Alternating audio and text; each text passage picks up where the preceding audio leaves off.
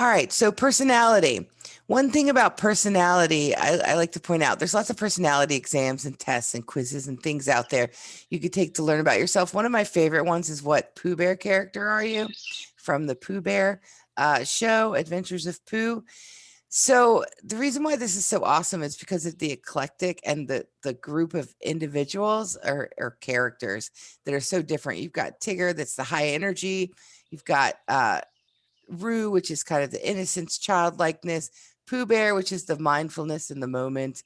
Eeyore, who is kind of the pragmatic, realist, maybe sad. Then you've got Rabbit, who is the high strung, very OCD, things have to be perfect. You've got Piglet, who worries. You've got Owl, who's our resident professor slash wisdom. And you've got Kanga, which represents kind of the motherly, the kindness, and the heart. And then you, of course, have Christopher Robin. So all of these characters we can all relate to one or more of these characters. So personality is a long-standing trait and patterns that propel individuals into consistently think, feel, and behave in specific ways. Okay. So when we think about that, the word consistently, this is the key to personality. It's kind of like your base. Of course, you change for context and things can be different in certain situations. But when it comes to personality in general, it's a relatively stable trait. It's a relatively stable way of being. Our personality is what makes us unique. And again, it's thought to be long-term, not easily changed. So that's when you got to get into, what is core personality versus mood or emotion, like we talked about last time. So the historical perspective of personality. Well, it started with Hippocrates. He thought personality was based on the 4 fluids or the humors. You had your caloric temperament, which is yellow bile from the liver, melancholic temperament, which is black bile from the kidneys, sanguine temperament, which is red blood from the heart, and phlegmatic temperament, which is white phlegm from the lungs. Galen built on this theory, suggesting that diseases of personality differences were explained by imbalances of these humors. And then Franz Gall came along, and this is a super fun one. He came along with phrenology, which was a very, very popular pseudoscience. Basically, the lumps on your head would kind of indicate the type of personality you were. So let's say I have a lump like right here. Well, that means I have lots of hope. So obviously this has been discredited, but nonetheless, it makes you think, hey, what's going on now in the world of psychology that, 50 years from now, 100 years from now, we're going to say that was ridiculous. So this is one of those, but still very interesting. So Freud in the psychodynamic perspective, Freud in the unconscious drives. Okay. He believed that our personality was developed by our unconscious drives. Okay. So remember, Freud was a medical doctor, not a psychologist. Freud published a book called The Studies of Hysteria with Joseph Breuer. Freud thought hysteria was a result of sexual abuse in childhood, but Breuer disagreed. And they basically went their separate ways based on a patient called Anna O, which Freud did much of his research from. Freud's levels of consciousness, and we're talking about Freud's levels of consciousness, okay? We know that non-conscious exists. That's the things like the procedural memory, implicit memory, things like that. We know that it exists. It's been tested. It's been validated. But when we start talking about Freud, it's a little bit different. Freud, his consciousness were mental activities that we could access at any time, but unconscious were mental activities we are unaware of. These are our unacceptable urges, desires. These are things that are repressed. Freud compared our mind to kind of like to an iceberg, and I'll show you on the next slide. Freudian slips are usually because of aggressive urges, but research shows they really tend to occur when we are tired, nervous, or not at our optimal cognitive functioning. So a Freudian slip would be when you say the wrong thing accidentally.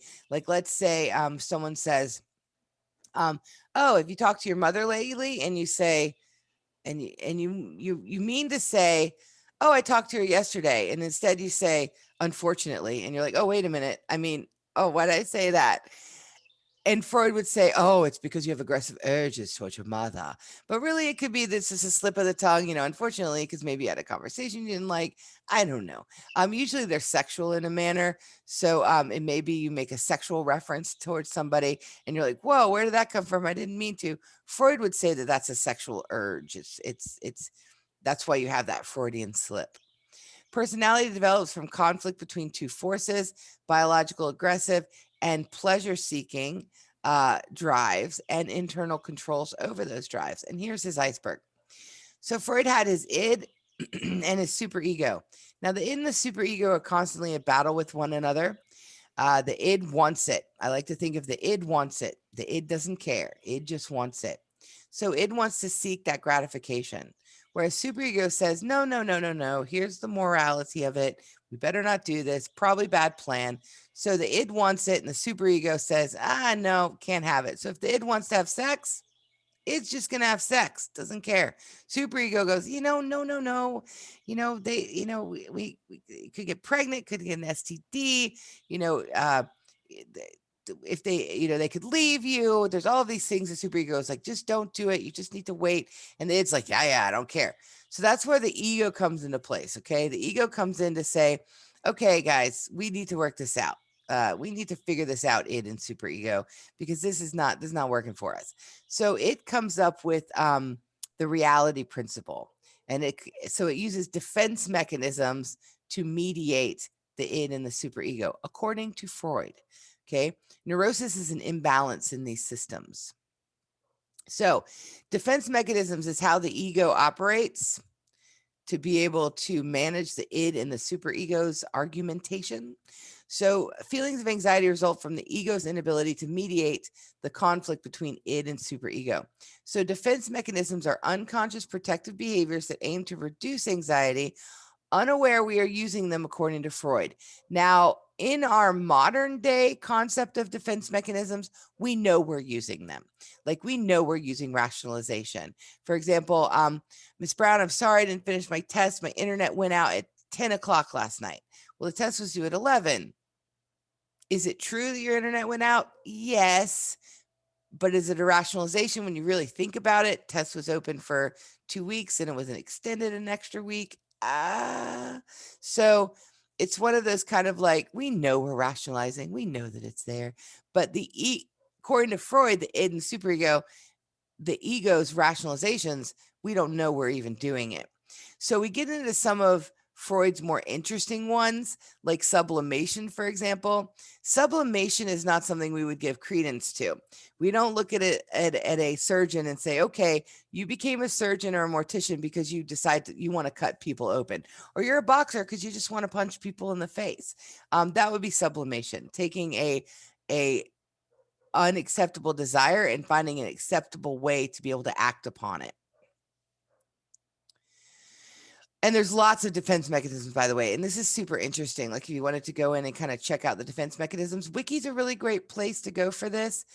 So you could check out the Wiki. Let me see if I have, let me pull this up. I don't have that one up, but if you go to Freud's defense mechanisms, and Simple Psychology has a good list of them too, but the Wikipedia, though, has it listed in different forms. So it's just really super interesting stuff, just for fun anyways. Denial, for example, we obviously know denial exists now. We know that people use denial, but in Freud's view, people don't know they're using denial. Like, they don't know it's happening.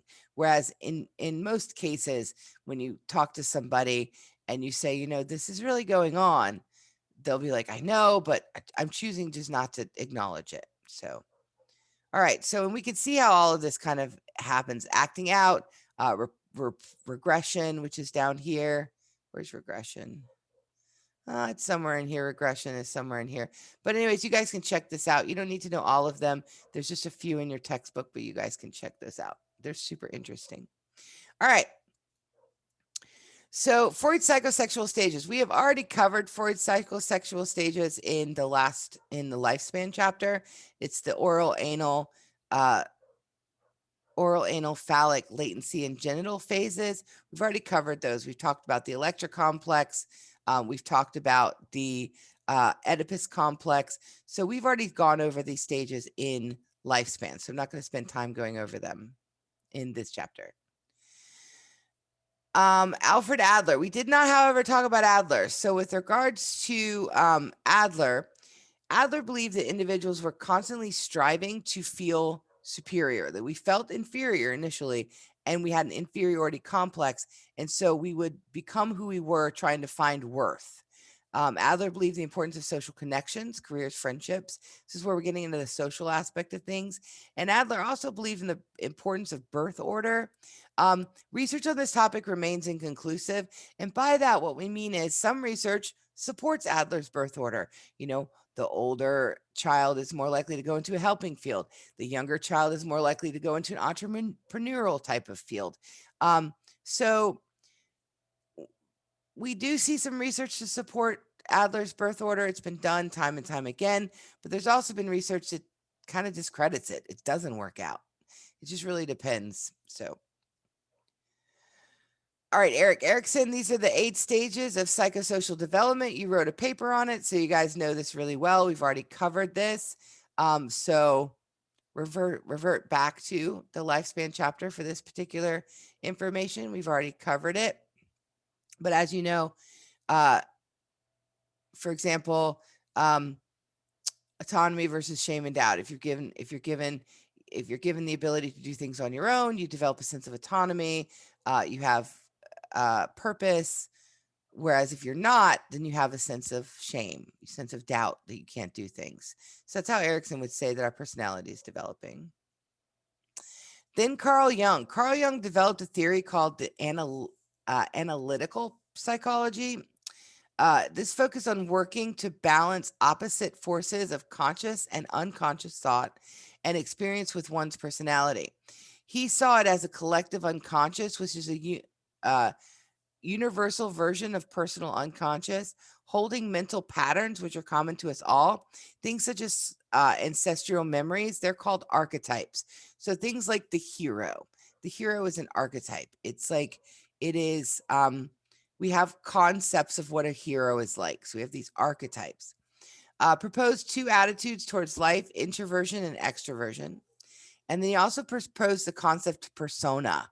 So we have a persona that we live according to Jung, and the mask that we adopt is kind of the compromise between the true self and societal expectations.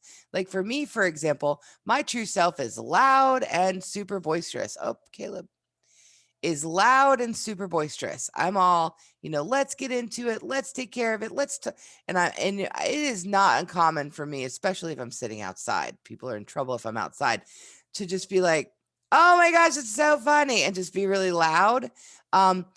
But because it's not really socially acceptable to be kind of the loud and super, laughing. I mean, it's funny. People give me a weird look when I'm laughing, but I'm like, I'm laughing. That should be a happy thing. So, but, because that is not really totally acceptable, I have this persona, which I kind of put on as being an outgoing individual, but still super chill, when actually I'm really, really, really high strung. So Karen Horney came along, and she did not agree with Freud. She did not agree with Freud's penis envy, and she came along with her womb envy to kind of combat Freud. She said, really? Well, we're jealous that you have a penis. Well, I'm jealous that you're jealous that you can't have a baby. So she really pulled away from Freud. She disagreed with him. One thing that came out of Horney's research, or Horney's theories, that was really interesting, and we've kind of held on to, is she did a lot looking into people's coping styles, how they coped with situations. She said that some people move towards, that's affiliation and dependence, as in like something's going on, you reach out for somebody, and others, people moved against, so they become very aggressive or manipulative, and others moved away. So some moved towards, some moved towards, some moved against, and some kind of pulled away. So the behavioral perspective then comes along. A pure behaviorist truly believes your personality is shaped by your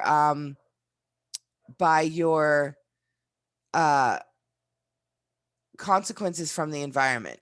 So if you are constantly getting berated for talking, then you may be much more shy. You may be less to speak out, according to behaviorism. Skinner disagreed with Freud's ideas that personality is fixed in childhood. Our responses can change as we come across situations, new situations. A true behaviorist would say that personality is built from childhood.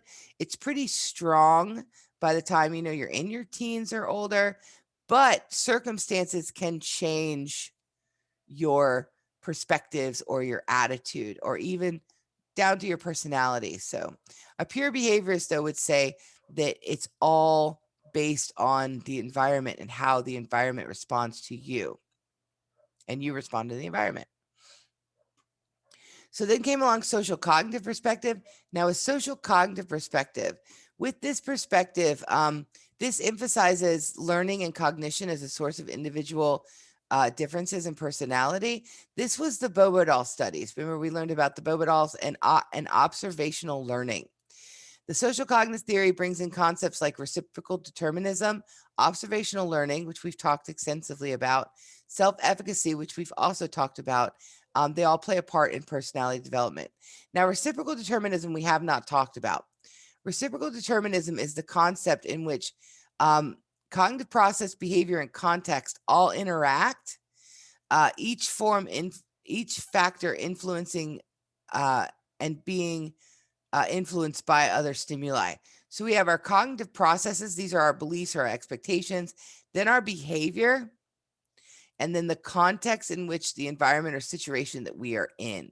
And all those interplay with each other. Somebody who is, according to reciprocal determinism, somebody who is leans towards being slightly more aggressive will seek out more aggressive situations in which aggression is present. Whereas somebody who high sensation seekers is another thing. Somebody who needs a lot of sensation to kind of get their dopamine and oxytocin dropping, they're going to seek out those situations. Of course, we've already talked about observational learning at length in the learning chapter. So through observational learning, we come to learn what behaviors are acceptable as well and rewarded in our culture. We also learn to inhibit deviant or socially acceptable behaviors by seeing what behaviors are punished. So when we see others being punished, or when we see if something doesn't work for us, we're less likely to do it again. So, and that's observational learning. And we've done a great deal of discussion of this already, so in other chapters. All right, self-efficacy. We talked a good bit about self-efficacy. Remember, high self-efficacy, you're more likely to get started. Okay, you're more likely to keep going. Just keep swimming, and you're also more likely to ask for help. You're more likely to ask for help if you have high self-efficacy. Self-efficacy is the belief in their ability to do something. And we've already talked pretty extensively about this in the last section. So. All right, so locus of control we have not talked about. I love locus of control. It's such an interesting concept. Locus of control refers to the belief and the power we have of our own lives. We have internal and external. Internal locus of control individuals tend to believe that most of our outcomes are a direct result of our efforts. This is our successes as well as our failures. External locus of control tend to believe that outcomes are outside of their control. They see their lives as being controlled by others, luck, or chance. So let's say, for example, I was late last night to meet with a friend. And so when I got there, I said, I'm so sorry I'm late. I had to fix.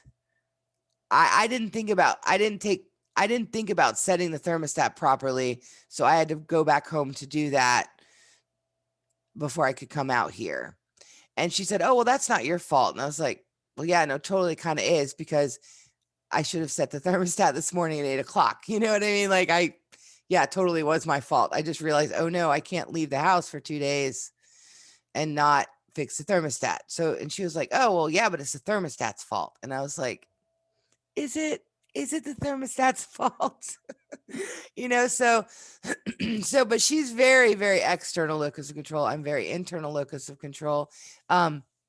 So, and we're not getting into like the self-effacing and self-serving biases and all of those things that you can find in the social chapter. We're not getting into that. But just from a standpoint of external, internal locus of control, people with internal locus of control tend to have better lives. They tend to have less stress, partly because when they observe something going on, the first thing they say is, what can I do to make this better? What can I do to make things better? If they discover there's nothing they can do, then they are more likely to say, okay, there's not anything that I can do, so I am going to let this go. I am going to move forward. So, and external locus of control, a lot of times individuals, we know that the perception of control is one of the key factors in lowering stress. So people that feel like they're just kind of bouncing around by fate or by coincidence or nothing's their fault, they have no control over anything, there's higher stress levels. All right, so Walter, Michelle, and the person's situation debate. Michelle found that although behavior was inconsistent across different situations, it was much more consistent within situations, so that a person's behavior in one situation would likely be repeated in a similar one. Okay, so Michelle contributes the idea of self-regulation, also known as willpower. Willpower is not the same as delay of gratification. People get those two, they kind of tie those two together. Self-regulation is making decisions to do things and having good time behavior management. I mean, you can't really manage time. You only get 24 hours in a day, but behavior management, it can include delay of gratification, but that's not all it is. It's not just, oh, I'm gonna not do this and wait till I can get something better. Sometimes it's, I'm going to not do this and there's no result. There's no better later. It's just a conscious decision to regulate that behavior. So the humanistic approach, this includes like Maslow and Rogers, and we've already talked extensively about Maslow. This is the third force in psychology. So we talk about things that are strong in psychology. Humanistic approach is still very strong in the field of psychology.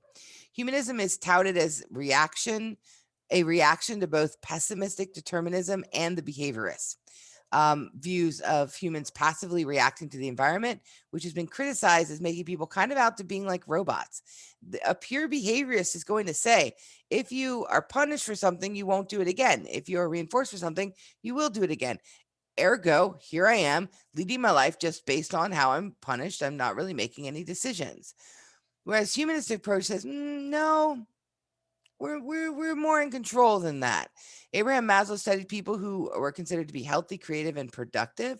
Maslow found that such people tend to be more open, creative, loving, spontaneous, compassionate, concerned for others, and accepting of themselves. Maslow also brought us, remember, the hierarchy of needs, Maslow's hierarchy of needs, which we've already studied, we've already looked for, where if you give somebody the proper tools, they're able, or if they push through, but they're able to work to self-actualization. All right, so Carl Rogers, this is where all the self stuff comes from. Self-esteem, self-concept, ideal self, real self. So this is where Carl Rogers' main ideas about personality regards self-concept, okay? Who am I? Your answers can kind of show how you see yourself. The ideal self is the person you would like to be, whereas the real self is the person you actually are. We are in congruence when our thoughts about our real self and our ideal self are very similar. So if our real self and our ideal self are similar, we're in congruence. We're in a kind of a calmer state. We're more relaxed.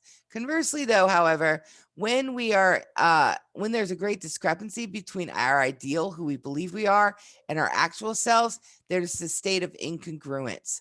So, for example, if you have somebody that truly believes that they are a good person, but here they are damaging people's reputations, hurting others, there becomes an incongruency there. And there's a lot of stress involved with that. So if your ideal self is that you want to go into nursing, but you're not getting through that math class, your real self isn't getting through that math class, there's an incongruency. Your ideal self is going to be a nurse. Well, how can I be a nurse if I can't even do math? And that's where the self-efficacy steps in to say, hey, you are capable of doing this. You just may need to process a little longer than others. So what do you need to get you the help to get through that?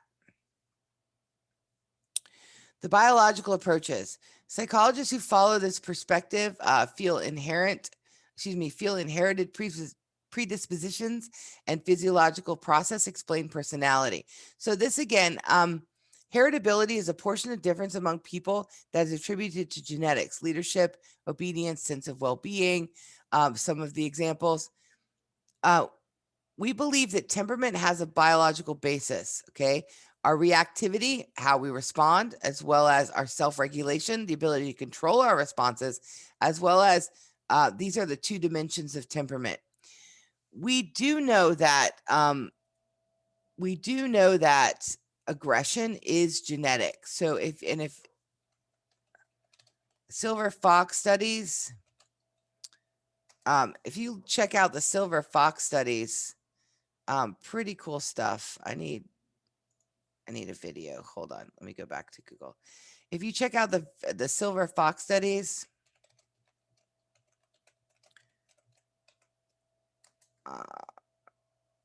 the Fox Domestication Project and Genetic Complex Behavior. I'll let you watch this little 3-minute video. Let's check this out. Hold on. Because this is really interesting stuff.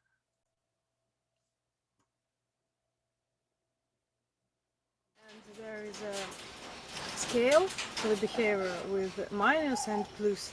And tame one has plus behavior, they can approach your hand, they have no fear. And there is always a minus behavior when it's afraid.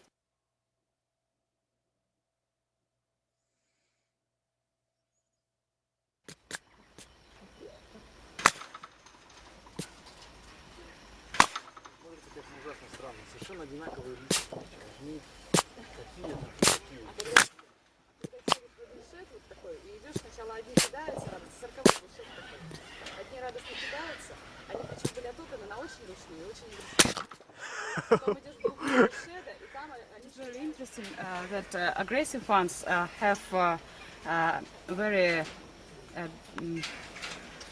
high attention span. Yeah. When they see a lot of people, they have a fear. Right. But when they see one people, they try to hit them, to attack them. See? Yeah. 'Cause there's too many people. Well, even one human is enough when you open the cage. Yeah. Because They're too afraid. it's too much of the stress. Yeah.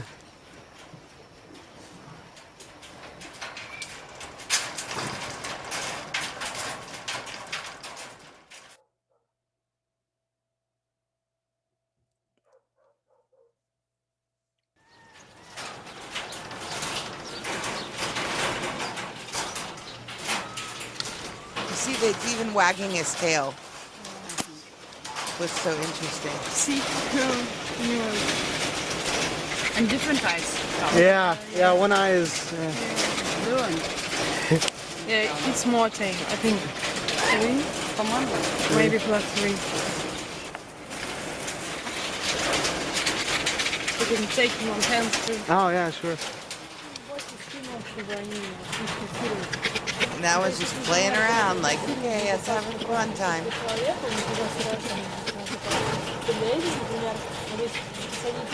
Now you can go back and watch the full video if you want to, the silver fox experiments. This is more of I just wanted to show you the different foxes. But you have the minus, which is the aggressive, and the plus, which is the domesticated. They fully domesticated the foxes. I mean, we even have people are getting foxes as pets. Just as a warning, though, a fox is still a fox, the same as animals have different personalities. A fox is still a very deviant little creature, and it's kind of in sneaky mode all the time. Even if it's domesticated, won't hurt the human, but it's not going to crawl in your lap and be like, love me. The same as a cat quite often will be like, okay, you can give me attention now. Oh, I'm finished. Whereas a dog is constantly seeking attention. It's constantly wanting to get that attention. All right. So we know that there's a relationship between, we know that there's a relationship between genetics and nature or nurture with regards to behavior, but we also know that there's a strong genetic component. All right, is there a relationship between body type and temperament? We have found that no. Even though the media would say, larger people are more jolly, more happy, fit people are more intelligent, less, more assertive. No, not necessarily. We don't see a relationship there. All right, so getting into the trait theories. So one thing I'm going to have you guys do, and I'm going to put this into because we can't do it today because, we don't have the time, but I am going to put it in the chat and you guys can do this on your own. So there is a big 5 out of service personality test. So I'd like for you guys to check that out. Take this test. It tells you what traits you have. It's a pretty interesting test. It's pretty valid, reliable, in essence of it's still an online test. You're still answering it sitting at your house. So I wouldn't give it 100% credence, but the results can give you a good insight to yourself. A lot better than what Pooh Bear character are you, or, what apple are you, and that determines, your love life or whatever. Much better than that. All right. So trait theory, we believe, theorists believe that we all have certain traits or characteristics. Gordon Allport organized personality traits into 3 categories. Cardinal, these are the ones that dominate your personality. Central, the ones that make up your personality. And secondary, these occur under specific circumstances. Okay. Raymond Cattell then came along and identified 16 factors. We still use a personality assessment called the 16PF. We still use this personality assessment even today. So Heinz and Sybil, Eysenck focus on temperament, which are inborn and genetically based personality differences. Eysenck thought that people had 2 personality dimensions, basically extroversion, introversion, neuroticism, stability. So it works kind of like this. You had that's a terrible circle. You had your extroversion and your introversion, and you had your stable, and you had your unstable or neuroticism. Okay. And you had characteristics in each category based on extroversion, introverted, stable, or neurotic. So problem is not really enough dimensions here. Plus we find that adolescents are going to lean more in this category. Then as you age, you kind of crawl more over to the stable category. So one would argue, is it really getting at people's core personalities? So there's been questions. They added another dimension later, psychoticism versus superego control. People high in superego control have high impulse control. They are more altruistic, empathetic, and cooperative. The 5-factor model, this is the big 5 that I just showed you in the chat, so you guys should check that out. This is where you have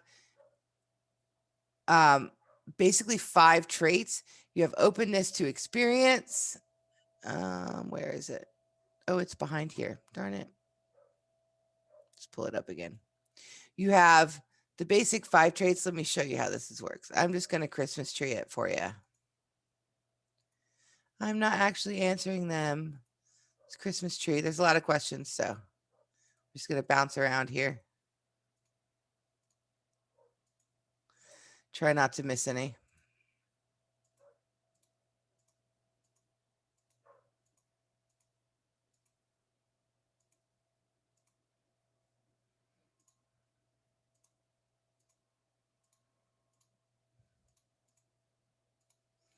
Not reading them. Let's see. Da-da, da-da, da-da. It shouldn't take too terribly long. Probably should have prepped this. All right, here we go. So it's going to give you dimensions on the scale OCEAN, openness to experience, conscientiousness, extroversion, agreeableness, and neuroticism. I can check female. I'm going to put my age. Now you don't have to answer the rest of this stuff if you do not want to, but I'm going to put, I did not answer them truthfully because I didn't answer anything else. So I put no, submit. Oh, I forgot a question. Look at that at the top, no less. All right. Submit. All right. So it gives you, this is so cool. So open-mindedness, high scores tend to be creative, curious, complex. Low scores tend to be conventional, down to earth, narrow interest, uncreative. This is not judging you. All right. So negative emotionality, which used to be called neuroticism, is now negative emotionality. These are people, if it's higher, higher scores tend to be more nervous, more high strung, more insecure. They worry more. Lower scores tend to be more calm. So this is not, so people are like, I scored higher in neuroticism. What's wrong with me? Or negative. Nothing's wrong with you. It may just be that you are have a more high strung type of personality. You're more anxious than others. That's not a bad thing. I think that we've gotten into a bad place when we look at things and we say, I am not very open to new experiences, and that's a bad thing. Not necessarily, because we need, it takes all kinds to make the world work, and we need people who are kind of just want to hang out in their small town and do their thing. If everybody was sensation seeking, nobody would be here to take care of town. So anyways, and over the years, I've taken this test probably for the last 15 years, I know, because I've been sharing it with my class for the last 15 years. And I have seen that my openness to experience has dropped a bit. My extroversion has also dropped a bit. All right. So culture and personality. Culture is all belief, customs, art, and traditions of a particular society, both universal and cultural specific reasons for variation in personality. Asian cultures are more collectivistic and less extroverted. Europeans are higher in neuroticism. Regional differences in the United States may be due to selective migration. People choose to move to places that are kind of compatible with their personalities. So personality assessment. So anyways, that's the section on personality traits. Check out that Big Five. It's pretty interesting. So going into how do we assess personality?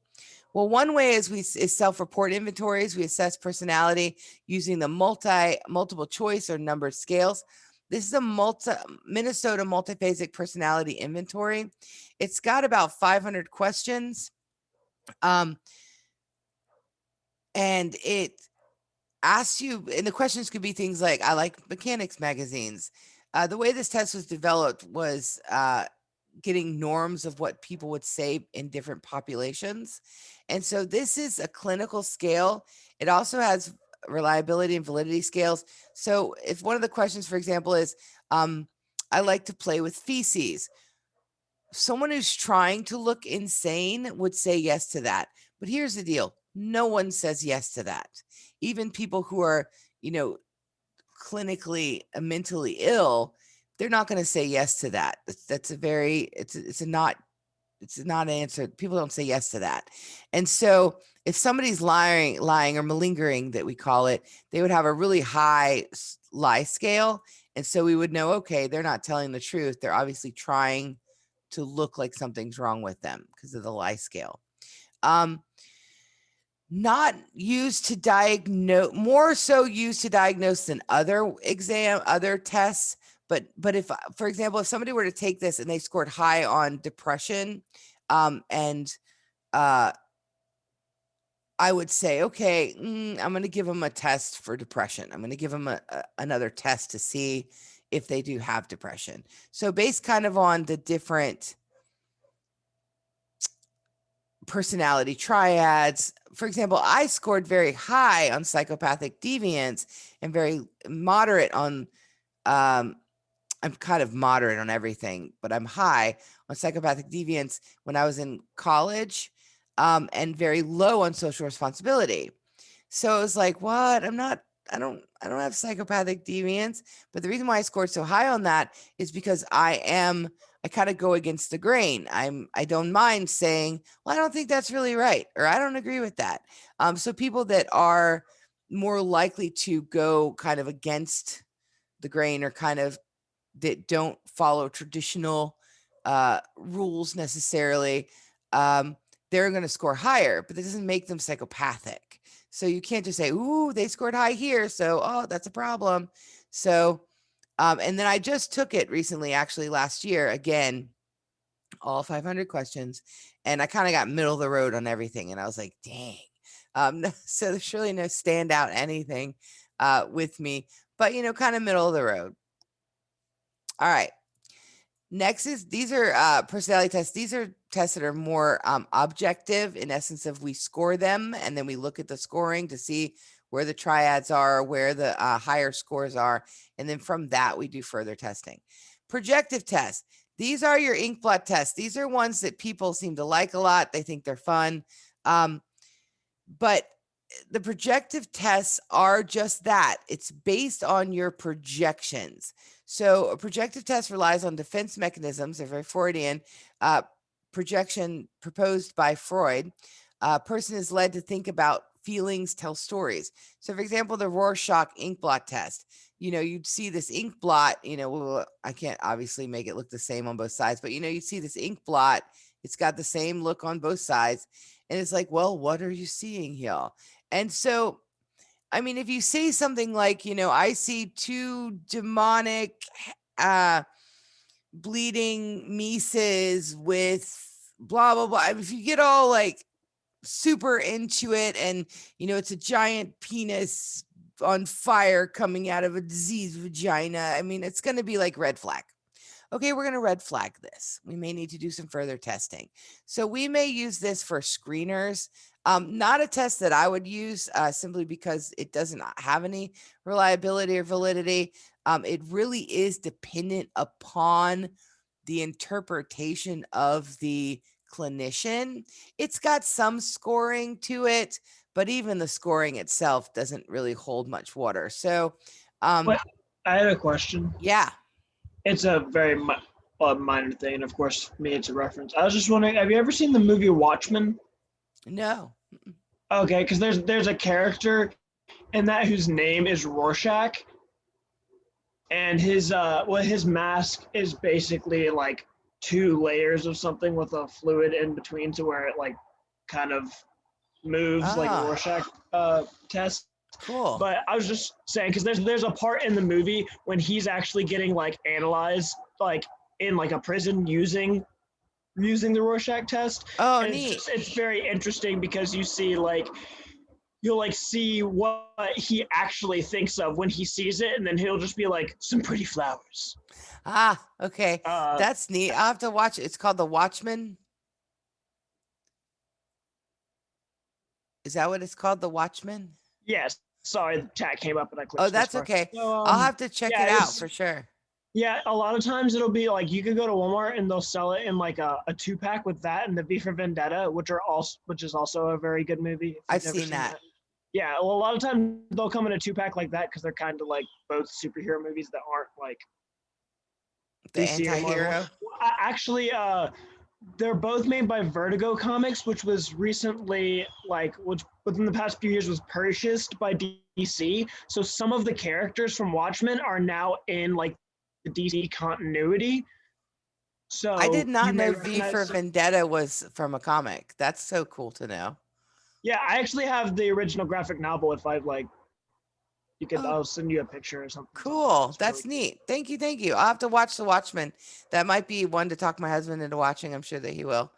All right. So the thematic apperception test is also a perceptual test. This is where you look at ambiguous pictures and you ask the person to tell a story of the picture.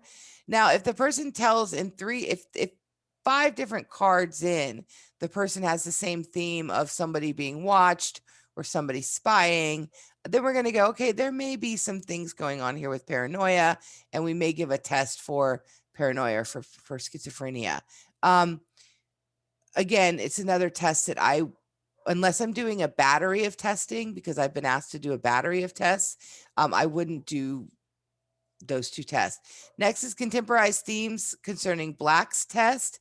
This is a CTCB. It's like the TAT, but it shows pictures of scenes of African American lifestyles, because the comment that was made about the TAT was that the pictures were very racial specific. So, and then the Rotter incomplete sentence blank.